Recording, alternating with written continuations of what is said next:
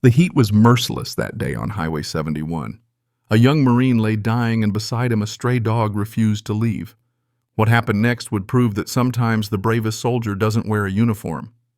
They say the Texas sun can cook a man alive if he's foolish enough to stand still. That day it didn't just burn, it pressed heavy and merciless over the empty stretch of Highway 71.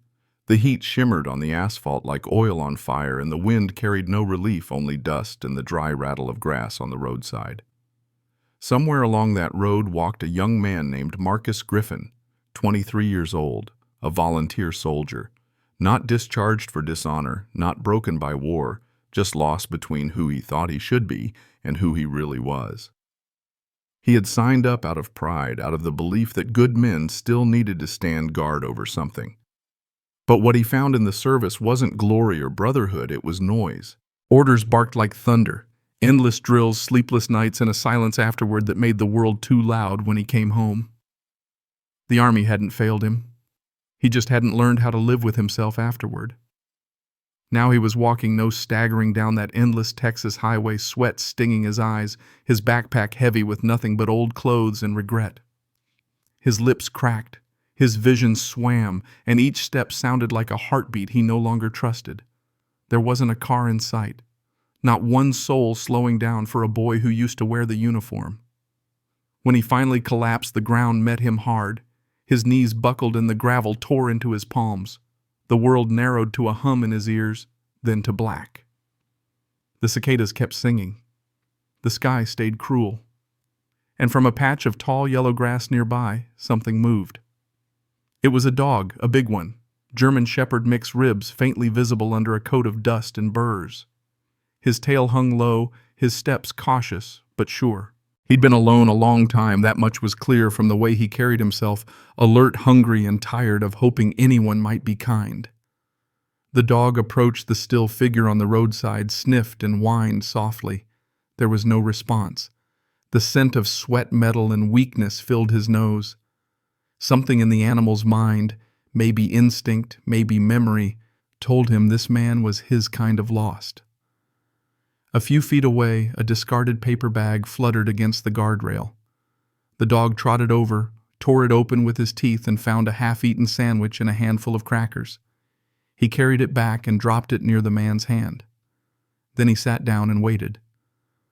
When the man didn't move, the dog barked once, sharp and loud. Nothing. He barked again, louder this time, and again until his throat grew raw.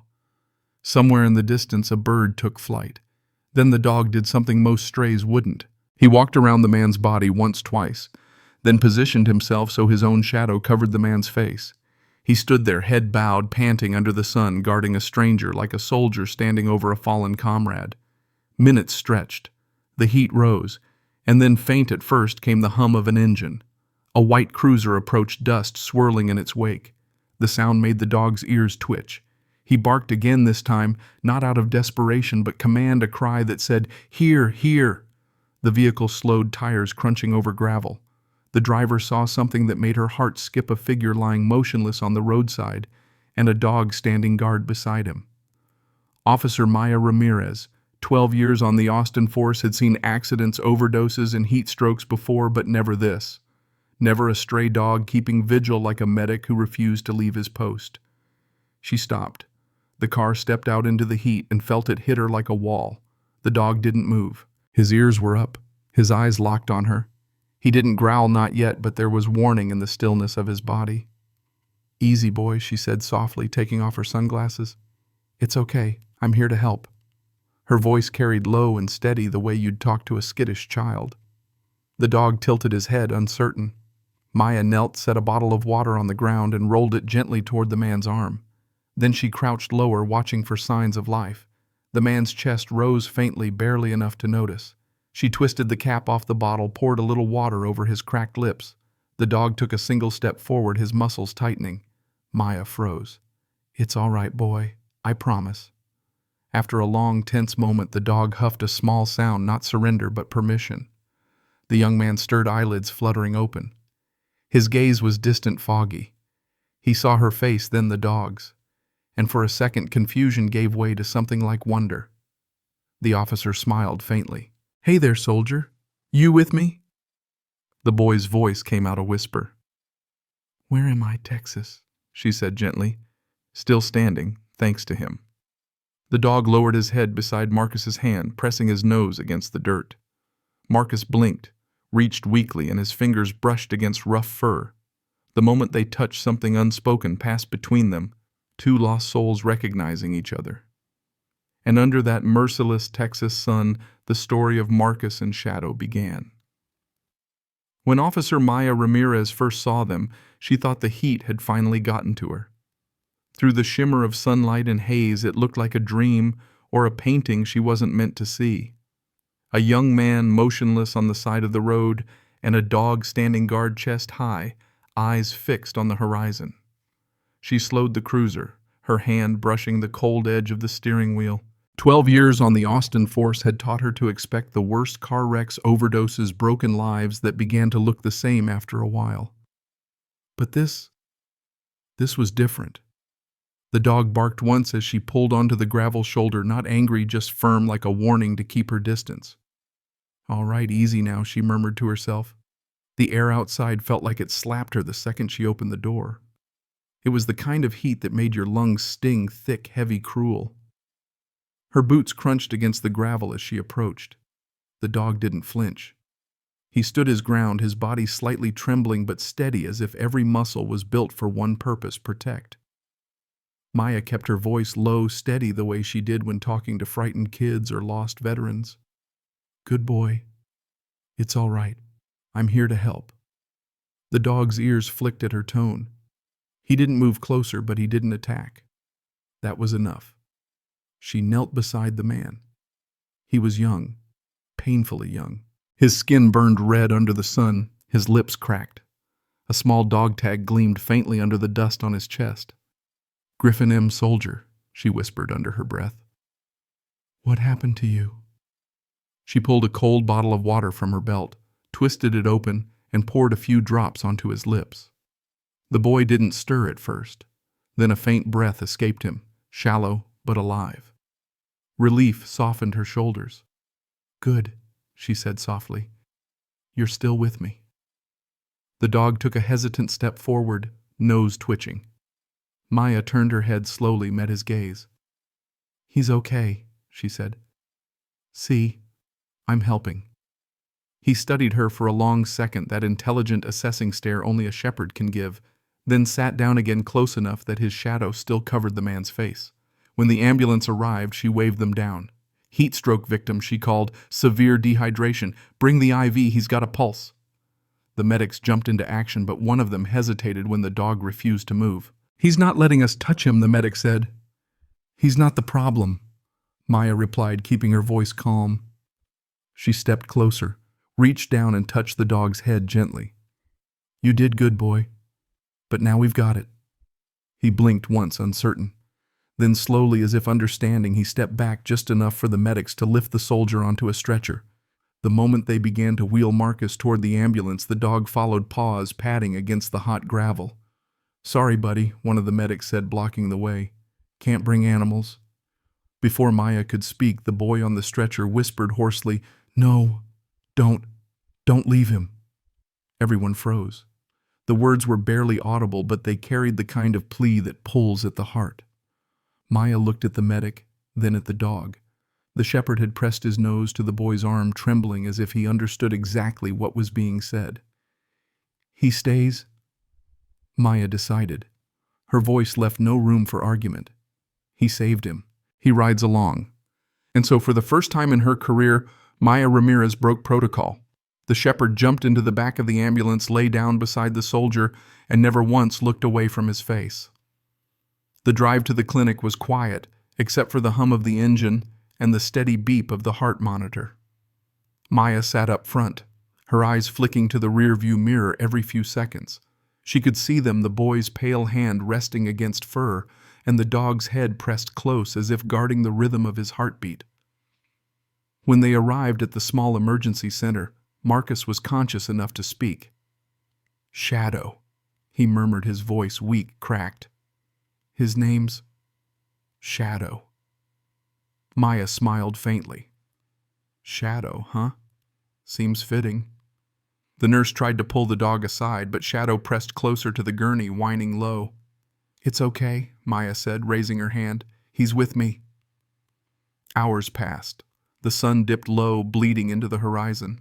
When the last IV bag emptied, Marcus was asleep. Maya sat in the hallway staring at the closed door. She had seen a lot of things in 12 years, but never a dog that looked at a human the way that one did, like he was guarding something sacred. She took a long breath, rubbed her temples, and whispered to herself, "Guess you were meant to stop, Maya. Guess this one was yours to find." Outside, through the clinic window, she could see the shepherd curled at the foot of the soldier's bed. The boy was sleeping peacefully for the first time in what looked like years, and in that small, quiet moment under the fading Texas light, a bond was being written, not in words, not in laws, but in loyalty. A soldier, a stray, and a woman who had simply chosen to stop. The night settled over Austin like a blanket of silence. Out beyond the clinic parking lot, the heat had finally lifted, leaving behind the hum of distant crickets and the faint smell of rain that never came. Inside, the fluorescent lights buzzed softly. Marcus Griffin lay in a narrow hospital bed, his arm bandaged adrip, feeding him water and salt back into his blood. His breathing was slow, steady, the kind of sleep that comes only when the body gives up fighting for a while. Beside the bed, stretched out on the cool tile floor, was the shepherd. Shadow. Every few minutes his tail thumped once, not in play, but as if to remind the world that he was still there, still on duty. Officer Maya Ramirez sat in the hallway outside the small recovery room, her jacket folded over her lap. It had been a long day, the kind of day that left its weight in her bones. She should have gone home hours ago, but she couldn't. Something about that boy and that dog had burrowed under her skin. When she finally stood and looked through the glass window, she saw Shadow lift his head. The dog's eyes caught the faint light, intelligent, calm, but never resting. He didn't take his eyes off Marcus, not for a second. "Guess you're the real medic here," Maya whispered. Around midnight, Marcus stirred. His eyelids fluttered open, and for a few seconds he didn't seem to know where he was. Then his hand moved, brushing against fur. Shadow immediately lifted his head and nudged the boy's wrist, gently tail-tapping the floor. "Hey, you stayed," Marcus whispered, his voice rough as sandpaper. The dog exhaled softly, a sound somewhere between a sigh and a promise. Maya stepped in quietly.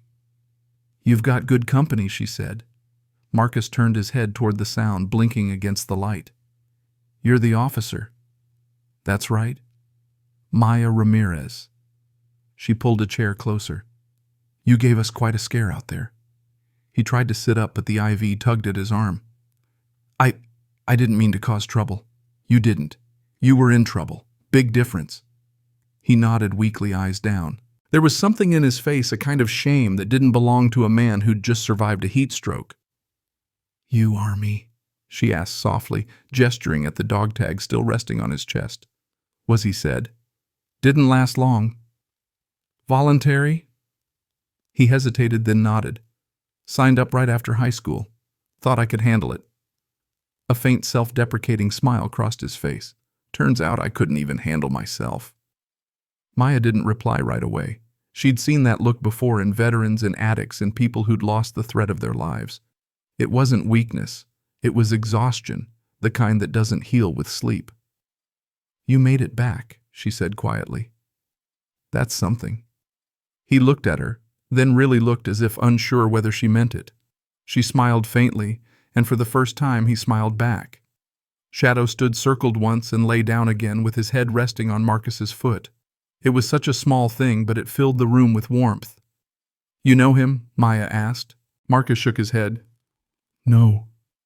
I don't even know where he came from. He just found me." "Seems like he knew where to look," she said. For a moment neither spoke. The clock ticked on the wall, slow and steady. Outside, thunder rumbled far away, a storm forming somewhere beyond the hills. After a while, Marcus's eyes drifted toward the backpack resting beside the bed, old military green worn at the corners. He reached for it instinctively but winced. Maya noticed. "Something important in there. Just everything I've got left," he murmured.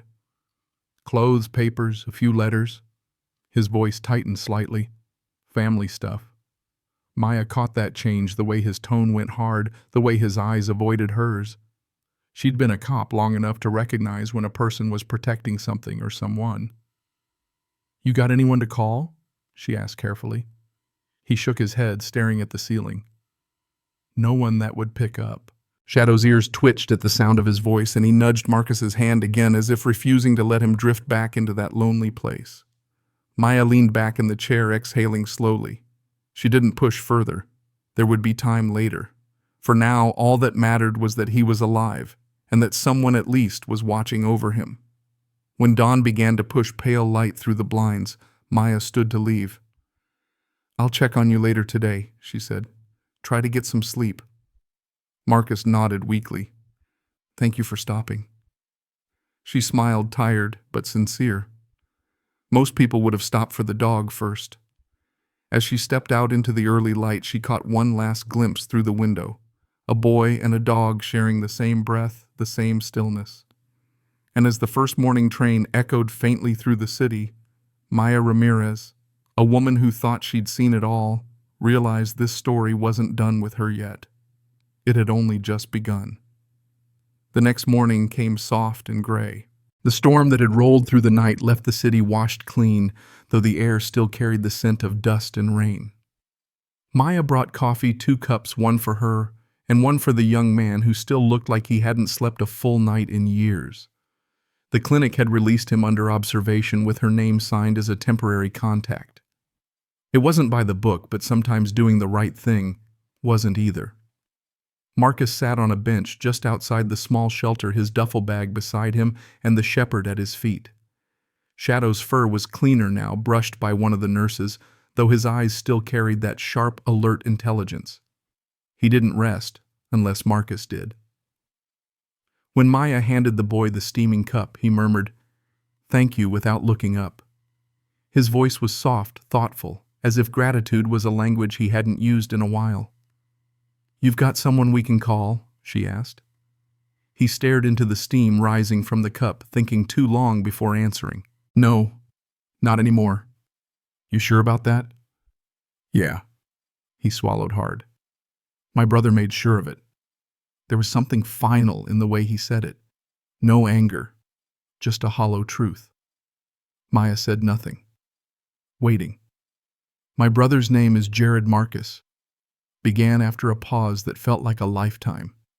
He used to be the kind of guy everyone wanted to be. Smart, charming, the one who could talk his way into or out of anything. He rubbed the side of his temple, eyes distant. After our parents passed, he took charge of everything, the bills, the house, what little money was left.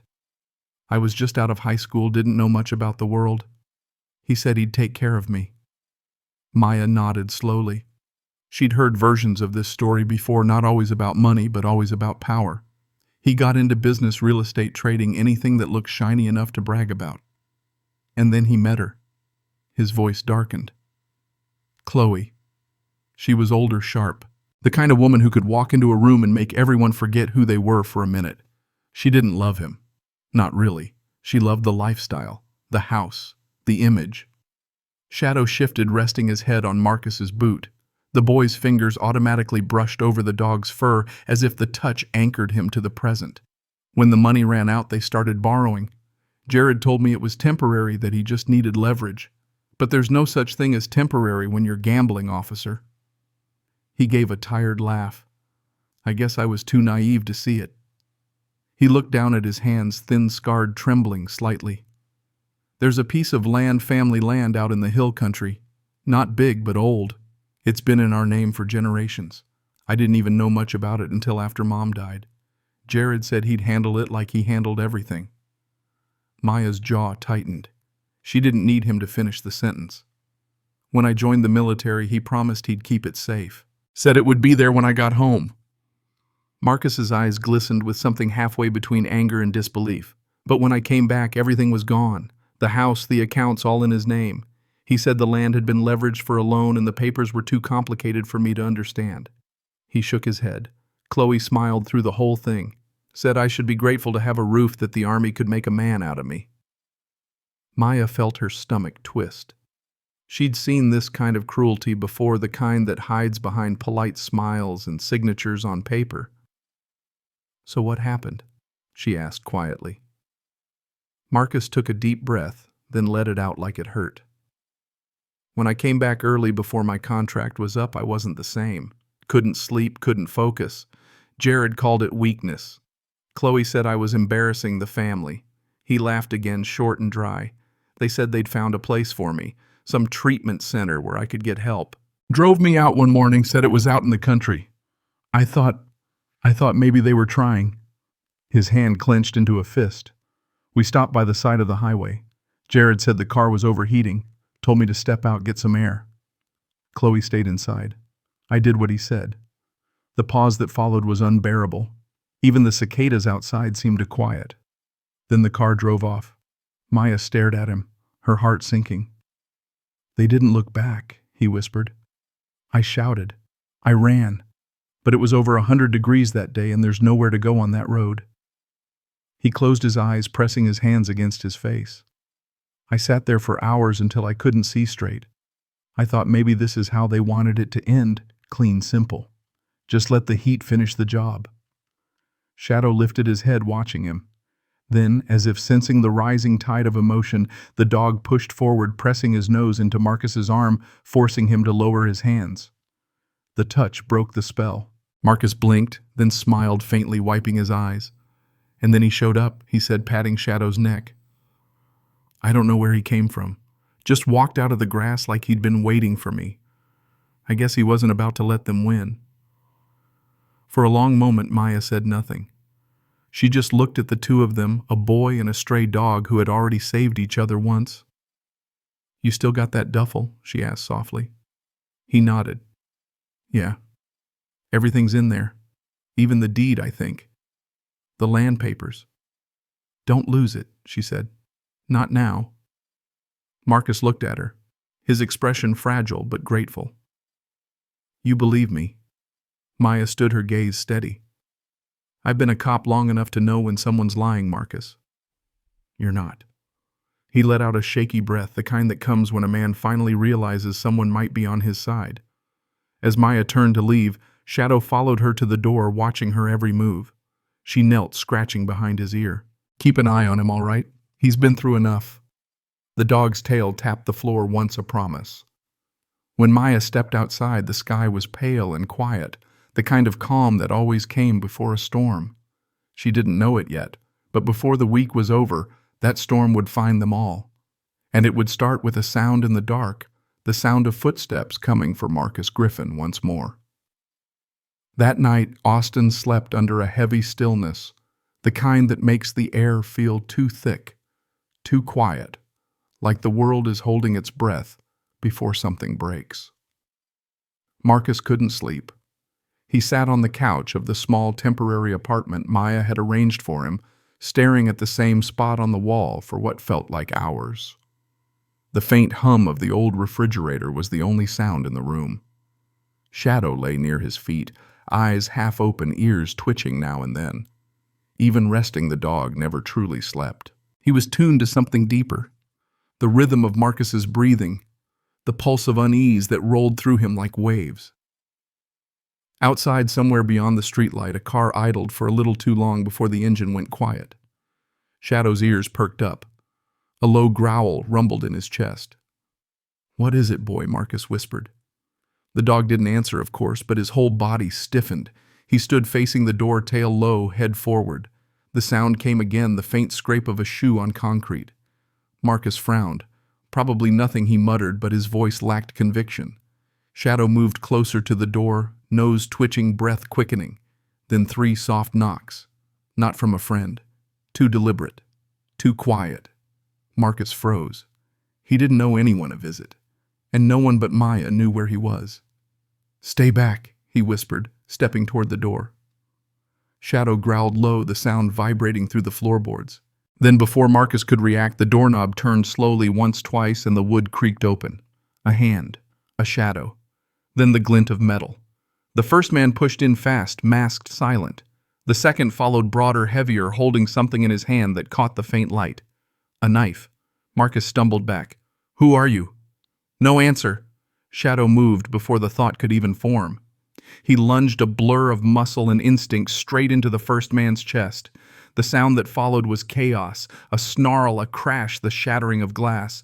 The man screamed, swinging wildly. The knife flashed. Shadow yelped but didn't let go, jaws locked around the intruder's arm. Shadow, no. Marcus shouted, backing toward the kitchen, his hands shaking. The second man charged forward, grabbing Marcus by the collar. "Where's the bag, kid?" Marcus struggled, gasping. The air squeezed from his lungs. The man slammed him against the wall, his breath hot and sour. "The bag? I don't know what you're talking about." Shadow broke free from the first attacker, blood streaking his fur, and launched himself at the second. The sound was primal fury and devotion in a single note. He hit the man full force, knocking him sideways into the coffee table. The knife clattered across the floor. Marcus fell to his knees, coughing, heart pounding like gunfire in his ears. He crawled toward the duffel bag by the wall, grabbing it on instinct. The first attacker staggered up, bleeding and furious. "You're dead, kid." Shadow turned, snarling, his eyes burning with wild determination. He limped slightly but stood his ground. The man raised his arm again and the dog went for him. Another struggle, violent and desperate. The room filled with the sounds of breath grunts, glass breaking. Marcus tried to move, but his vision blurred. And then sirens. Not far away, not faint, right outside. The front door burst open and a voice cut through the madness. "Austin, PD. Drop it." Maya Ramirez stood in the doorway, service weapon drawn, her expression cold as steel. The taller man turned toward her, knife in hand. "Stay out of this, lady."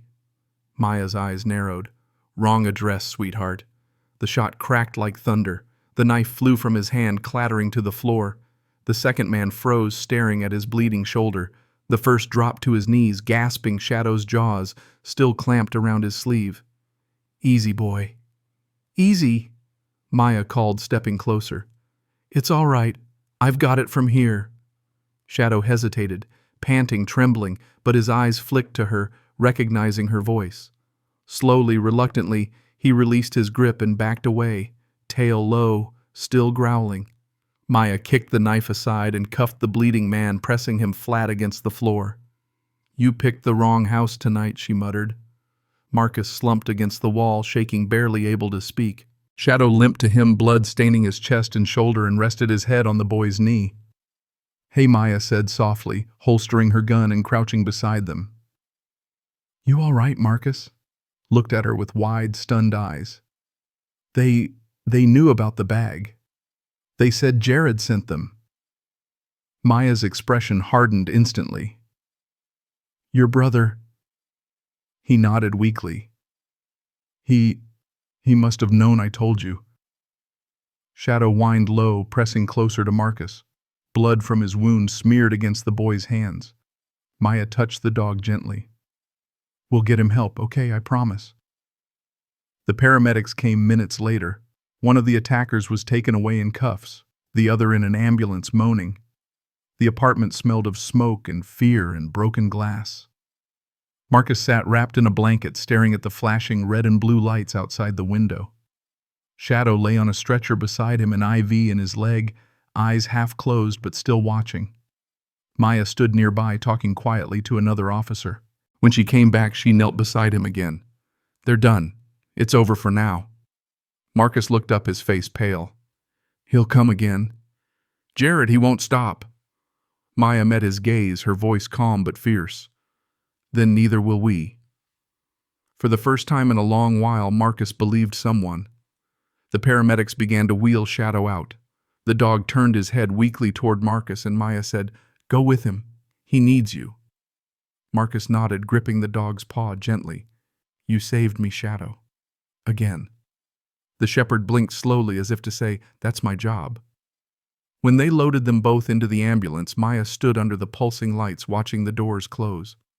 The night air felt cooler now, but inside she burned with quiet anger, not just for what had happened, but for why.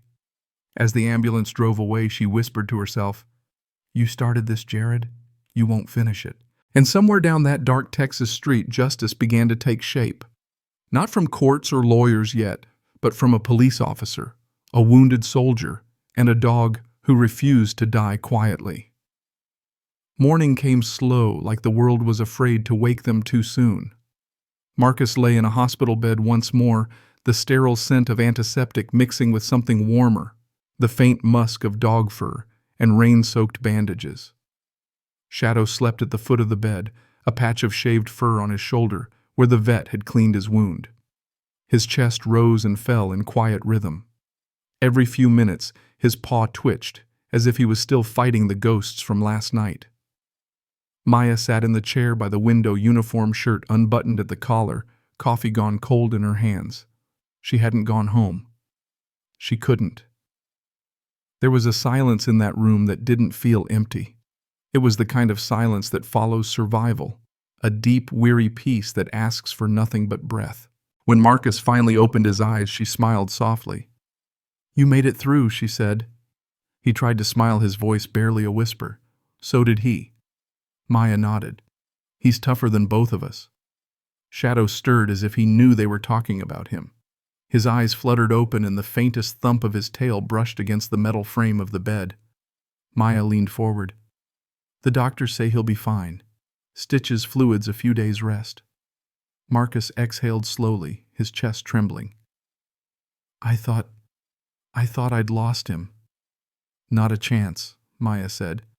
"That dog's got a purpose. Maybe more than one." She hesitated. Then her tone shifted, quiet but firm. "Marcus, we need to talk about Jared." He stared at the ceiling, jaw tightening. "He sent them. I heard one of them say his name." "I know," Maya said. "But you can't fight this alone anymore. You need someone who knows the system, who can make noise in the right places." He laughed softly, bitterly. "I don't have anyone left." Maya tilted her head. "You sure about that?" He frowned. "What do you mean?" She held up a folded piece of paper. "You had this in your bag. It's a letter. Mailed from Uganda. Addressed to you."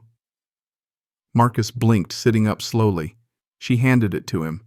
The paper was creased, the edges worn from travel. On the front, in neat handwriting, it read, "To Marcus from Ara." Marcus stared at the name for a long moment. "Ara, my cousin." His voice softened. "She's been working overseas, medical relief, I think. I haven't seen her since before deployment." Maya said nothing.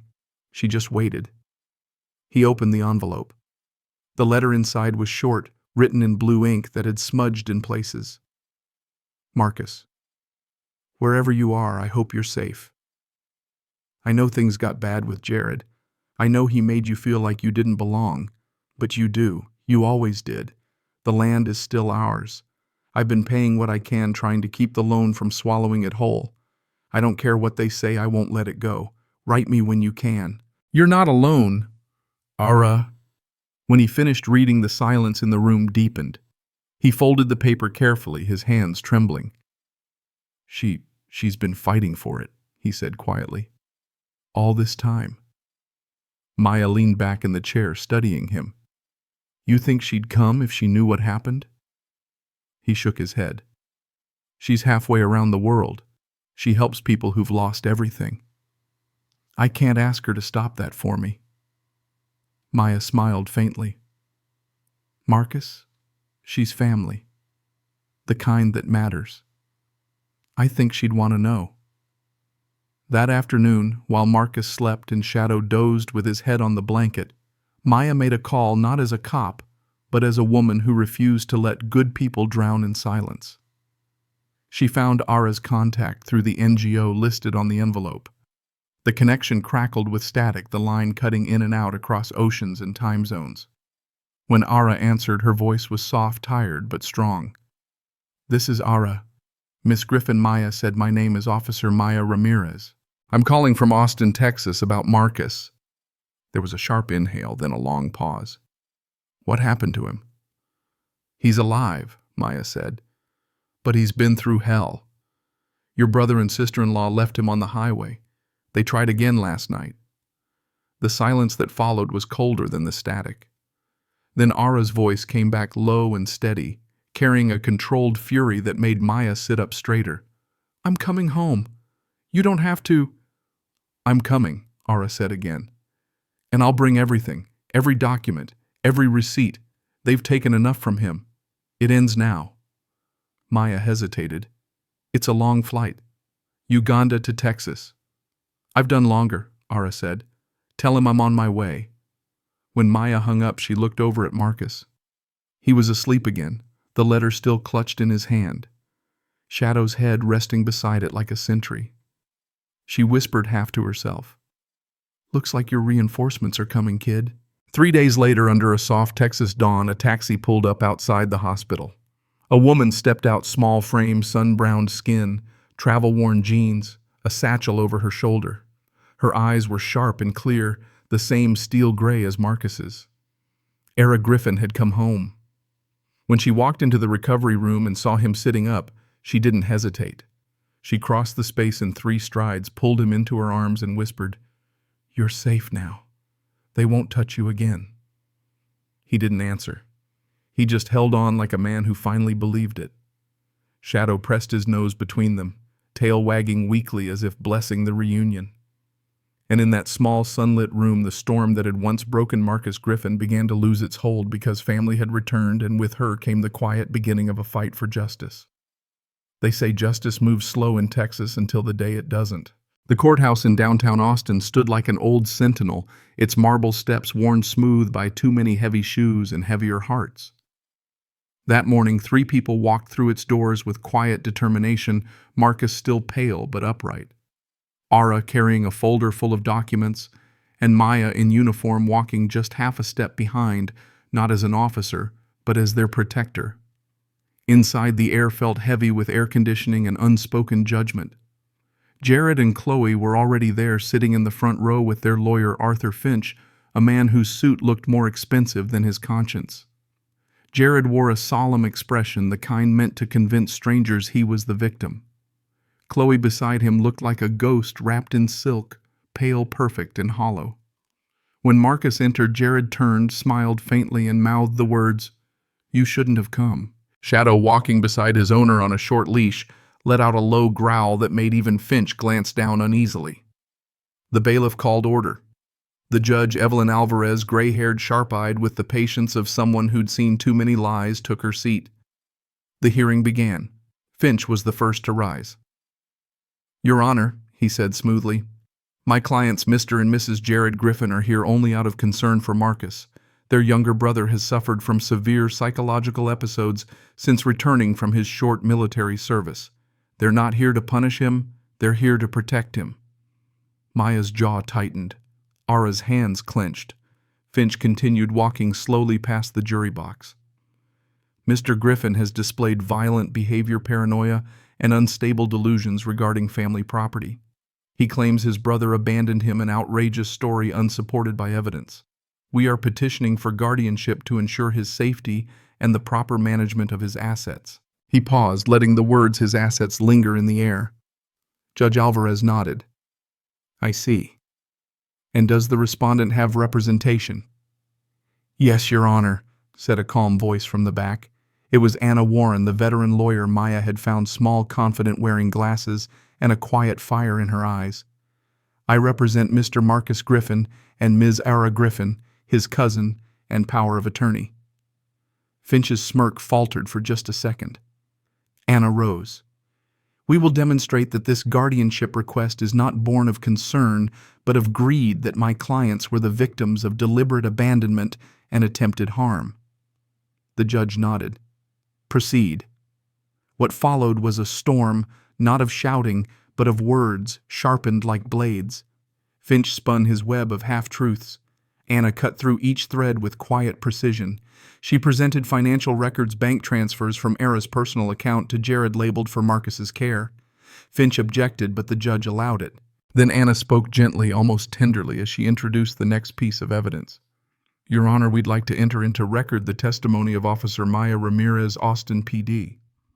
Maya took the stand. Her uniform seemed to carry more weight than usual. Officer Anna asked, "Please describe what you found on the afternoon of July 18th. Maya's voice stayed level. "I found Mr. Marcus Griffin unconscious on Highway 71, suffering from severe dehydration and heat stroke. He had been left there for several hours. The only reason he's alive is because the dog beside him, a German Shepherd, stayed and signaled for help. Finch rose immediately. Objection. Speculation overruled, said the judge without hesitation. Continue, officer. Maya turned her eyes toward the bench. Later evidence confirmed he had been taken there under false pretenses by his brother Jared Griffin. The suspects then attempted to contact him days later, which resulted in a violent break-in. I personally responded and apprehended the attackers. The courtroom murmured. Finch straightened his tie, flustered. Your Honor, Anna said my clients would like to demonstrate the stability and competency of Mr. Griffin with the support of his service animal. The judge raised an eyebrow. Very well. Proceed. Marcus took the stand. The room fell silent. He looked young, too young to have seen the things that haunted him. His hands trembled slightly as he sat shadow lying quietly at his feet. Finch approached like a vulture. Mr. Griffin, he began softly, you say your brother left you on a highway. Is it possible you imagined that perhaps you became confused? Marcus's lips parted, but no sound came. Finch stepped closer, his tone colder. You've been treated for anxiety, haven't you? You sometimes hear things that aren't there. Yes. See things. Maya's stomach turned. Ara's knuckles went white. Marcus tried to speak, but the words tangled in his throat. I hear things sometimes. But Finch pounced. Exactly. So it's possible you imagined the entire event, that your loving family was only trying to help. The lights overhead buzzed faintly. The air shifted. Marcus's breath came faster. His fingers twitched against the chair. The walls began to blur. The wood of the courtroom faded into the sun-bleached glare of that Texas highway. He could hear tires crunching gravel, the door slamming shut. Jared's voice echoing, "Get some air, kid." His heart raced. His vision tunneled. The world tilted. Mr. Griffin, Finch said, pretending concern. Are you all right? But the boy was no longer in the courtroom. He was back on that road, heat burning his skin lungs, screaming for air. His body stiffened. His hands flew to his head. Marcus Ara shouted. Before anyone could move, Shadow was on his feet. The shepherd placed both paws on Marcus's chest and leaned his full weight into him, steady, firm grounding. It was silent except for Marcus's breathing. 1 breath, 2, then 3. His hands lowered. His eyes cleared. He blinked at the dog, then at the judge, confusion melting into awareness. I'm here, he whispered hoarsely. I'm here. The courtroom stayed frozen, not in fear, but in awe. Judge Alvarez leaned forward, her voice quiet but commanding. That's a trained service response. Continue, Mr. Griffin, only if you're ready. Marcus took a deep breath. I'm ready. He looked straight at Finch, his voice steady now. You want to know the truth? My brother didn't try to help me. He tried to erase me. And if it weren't for this dog and for Officer Ramirez, I'd be dead. No one moved. Even Finch's smirk was gone. The judge exhaled slowly. That will be enough. Anna stood. Your Honor, my clients rest their case. Finch muttered something about misrepresentation, but the sound died quickly under the weight of silence. Judge Alvarez removed her glasses. I have seen greed dressed up as compassion before, but rarely have I seen it so clearly exposed. She turned to Jared and Chloe. Your petition for guardianship is denied, permanently, and I am recommending criminal investigation for attempted fraud and endangerment. Jared's face drained of color. Chloe buried hers in her hands. The gavel came down sharp, final echoing. It was over. For a long moment, Marcus just sat there, his head bowed, Shadow's chin resting gently on his knee. Then Ara reached out her hand, trembling as it found his. We did it, she whispered. He nodded, tears welling in his eyes. No, he said softly. He did it. The dog's tail thumped once against the floor, the quietest victory song in the world. And as the courtroom emptied, Maya lingered at the doorway watching them. A wounded soldier, a steadfast dog, a cousin who never gave up. Justice for once had found its voice, and it barked before it spoke. The afternoon sun filtered through the high windows of the courthouse, turning the dust in the air into soft gold. People were already leaving, lawyers packing briefcases, reporters murmuring into phones, the shuffle of shoes echoing down the marble hallway. But inside courtroom 3, no one moved for a long time. Marcus Griffin sat perfectly still, hands resting on the wooden table in front of him, shadow curled quietly at his feet. The gavel's echo still seemed to hang in the air, blending with the slow, steady rhythm of his breathing. It was over. The fight, the fear, the silence. Across the aisle, Jared stared blankly at the floor. His tie loosened, his face pale with disbelief. Chloe sat beside him, makeup streaked with tears, her hands trembling as she tried to gather her purse, but the act was pointless. There was nothing left to hold on to. When the bailiff approached, Jared finally spoke. You can't do this. That land was... Judge Alvarez cut him off, her voice calm but edged with iron. That land never belonged to you, Mr. Griffin. Not by law, not by decency. You nearly killed your own brother for something that was never yours to claim. Her gaze softened slightly as she turned toward Marcus. Mr. Griffin, this court recognizes your full independence and competency. You have proven not only your strength but your integrity. The court also affirms the ownership deed is held by Ms. Ara Griffin. I will be issuing an immediate protective order against both petitioners. The judge paused. Her next words were quieter. And for what it's worth, thank you for your service, son. The world's not always kind to those who gave it everything. Marcus swallowed hard. He couldn't speak. He simply nodded, once his eyes glistening. The bailiff led Jared and Chloe toward the door. For the first time they looked small, not like villains, but like people crushed by the weight of their own choices. Jared turned once at the threshold, locking eyes with Marcus. There was no rage left, no fight, only something hollow, the realization that the thing he had chased all his life had cost him the one person who had ever trusted him. When the doors closed behind them, the room exhaled. Ara reached for Marcus's hand. It's done, she whispered. He turned to her slowly, as if waking from a long sleep. Is it? She smiled gently. Yes, you can stop fighting now. Shadow stretched, let out a deep, contented sigh, and laid his head on Marcus's boot. The sound filled the silence like a benediction. Maya walked over, her hat tucked under one arm. She gave a small, tired smile, the kind of smile shared between soldiers who've both seen too much. You did good, kid, she said softly. Marcus looked up at her. Couldn't have done it without you. Maya shook her head. No, you couldn't have done it without him. She nodded toward the dog. Marcus smiled faintly. Yeah, he saved me twice. Maybe 3 times, Maya said, half smiling. Ara stood shouldering her worn canvas bag. Come on, let's get out of here before the reporters find us. Outside, the world was blindingly bright. The Texas sun had a way of burning away shadows, and that day it felt almost merciful. They stepped down the courthouse steps slowly, side by side. Shadow trotted a little ahead, his gait still stiff from the wound, but his tail was up, proud, steady. When they reached the bottom, Ara stopped. You know, she said softly, Grandpa used to say that land wasn't about money. It was about memory, about roots. Marcus nodded. Then I guess it's time we go back to it. Maya folded her arms. You sure you're ready to leave the city? He looked at her, eyes clear for the first time in months. I think it's the only place I'll be able to breathe. She smiled, her eyes warm but wistful. Then go, and take that dog somewhere quiet where he can finally rest. Shadow barked once as if he understood. 3 days later they drove west, out past the suburbs, past the long sweep of burned hills and open sky. The radio was off. The only sound was the hum of tires on old asphalt and the wind threading through the open windows. Ara drove. Marcus sat beside her, his hand resting on Shadow's neck.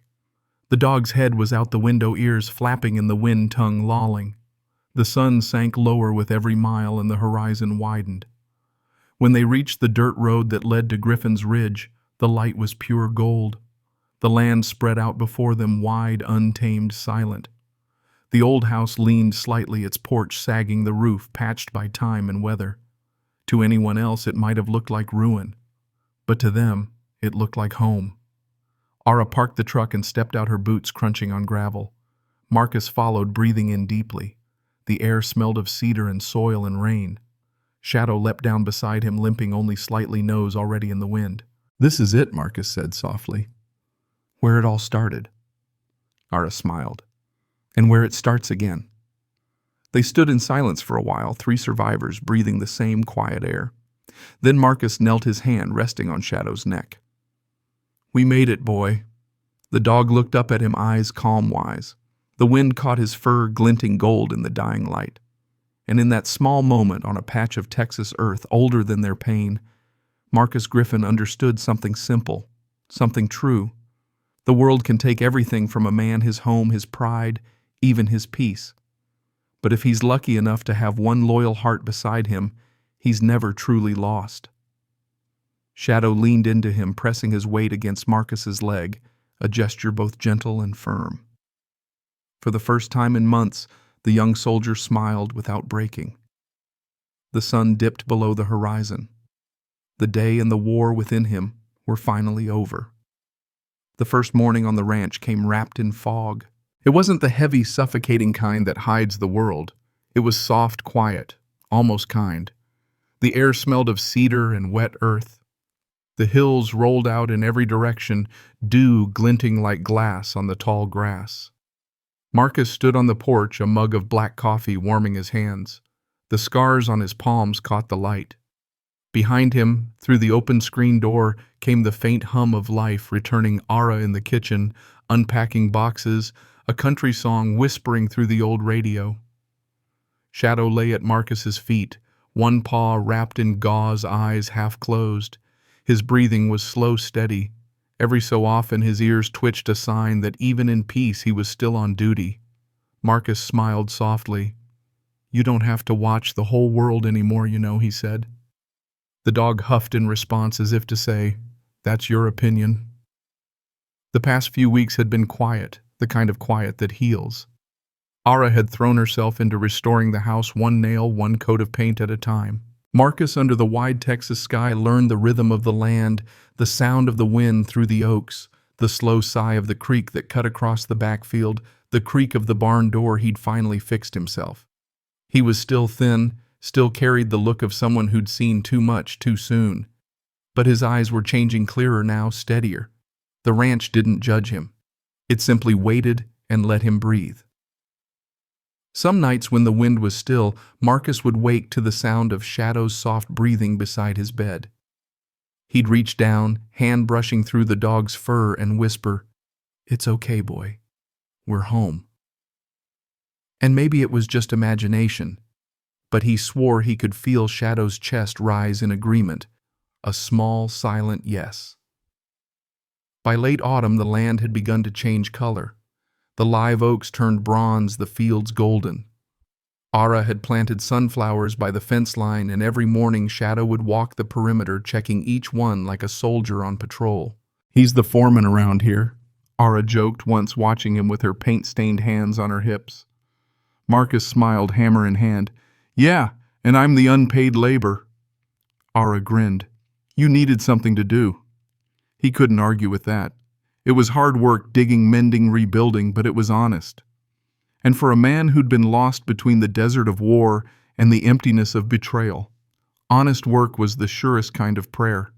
The house started to smell like coffee and sawdust and new beginnings. The old photos went back on the walls, not just of family, but of the land itself. Black and white shots of harvest long gone, a few faded portraits of ancestors who'd built it all by hand.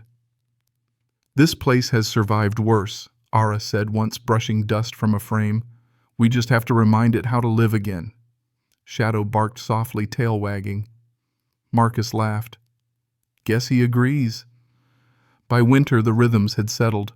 Morning chores, long walks, quiet evenings by the fire. Sometimes Maya would drive out from the city, not in uniform, but in jeans and a flannel, her badge left behind for once. She'd sit on the porch with them, a mug of coffee in her hand, Shadow lying across her boots. "He's softer now," she said once, scratching behind the shepherd's ear. Ara smiled. "He finally believes he's safe." Maya nodded. Maybe his human does too. Marcus didn't say anything. He just looked out toward the fields where the wind bent the grass in slow, golden waves. In the spring, a litter of puppies was born. A stray shepherd from a nearby farm had found Shadow irresistible, it seemed. The pups were small, clumsy, all oversized paws and curious eyes. One of them, a little female with a white patch on her chest, followed Marcus everywhere, tripping over her own feet. He named her Hope. Shadow watched her like an old general patient, tolerant, occasionally exasperated. When she tugged his ear, he'd sigh and rest his paw gently on her head as if to say, "You'll learn." It was a funny thing, Marcus thought, how life insisted on continuing, even when you thought it had nothing left to offer. He started keeping a journal again. Not about the war, not about pain, but about small things. The sound of rain on the barn roof, the smell of wood smoke, the way Hope chased her tail until she fell asleep. Ara teased him for it, but she did the same, sketching scenes of the ranch, painting Shadow's silhouette against the sunset, capturing the peace that had taken root there. One evening she found Marcus sitting outside with his guitar, a gift from Maya, who'd said, "If you can't talk it out, play it out." The melody was simple, soft, the kind of tune that doesn't need words. Ara leaned against the porch post, listening. "You're getting good," she said. He smiled faintly. "Nah, just learning how to breathe again." She nodded. "That's all music ever is." Summer returned, and with it color. The ranch bloomed not just in flowers, but in spirit. The chickens clucked around the yard, the garden flourished, and for the first time in years, laughter came easily. Marcus laughed again. Not the forced, polite laugh of a man pretending, but the real kind, the kind that shakes loose whatever's left of sorrow. One afternoon, Maya visited again. She found him fixing a fence post while Shadow and Hope dozed nearby in the shade. "You ever think about leaving this place?" she asked, leaning against her cruiser. He looked up, squinting in the sun. "Every day. And then I don't." She smiled. "Good answer." He wiped his hands on his jeans. "You know, when I first woke up on that road, I thought my life was over. But maybe it was just trying to start in the right place." Maya nodded. "Sometimes that's what salvation looks like, not a miracle. Just a second chance." Shadow barked once, tail wagging. It was as if he agreed. That evening, as the sun dipped low and painted the sky in copper and violet, the three of them sat on the porch, Marcus, Ara, and Maya. Shadow lay stretched across the wooden floorboards, head on his paws, eyes half closed. Hope, now a little bigger, rested curled against his side. The air smelled of dust clover and the faint sweetness of hay. They didn't talk much. They didn't have to. When the first stars began to appear, Maya rose. "I should get back before dark," she said softly. Marcus stood, shaking her hand. "You'll come back." She smiled. "Count on it. Somebody's got to make sure this place doesn't fall apart." Ara chuckled. "We'll save you a chair." Maya tipped her hat, looked down at Shadow, and said, "You did good, old man." The shepherd blinked up at her, gave a quiet huff, and closed his eyes again, content. When her car disappeared down the road, the ranch fell silent except for the crickets and the steady rustle of the wind. Marcus sat back down, his gaze on the horizon. The last light of the sun caught the edge of Shadow's fur, turning it silver. He reached down, resting his hand on the dog's neck. "Rest easy, soldier," he whispered. "We made it home." Shadow's breathing slowed, deep and calm. Hope stirred beside him, pressing closer. And for the first time in a very long while, everything was still. The land, the man, the dog. All of them, finally, at peace. Sometimes miracles don't come with thunder or fire. They come quietly in the steady heartbeat of a dog that refuses to leave in the hand of a stranger, who stops when no one else would, in the family that finds its way back together when all seems lost. Marcus Griffin didn't find heaven on a battlefield or in a courtroom or even in forgiveness. He found it here in the sound of the wind through the grass, in the creak of a porch, under tired boots, in the warmth of a dog sleeping at his feet. And if you listen closely enough, you might just hear it too.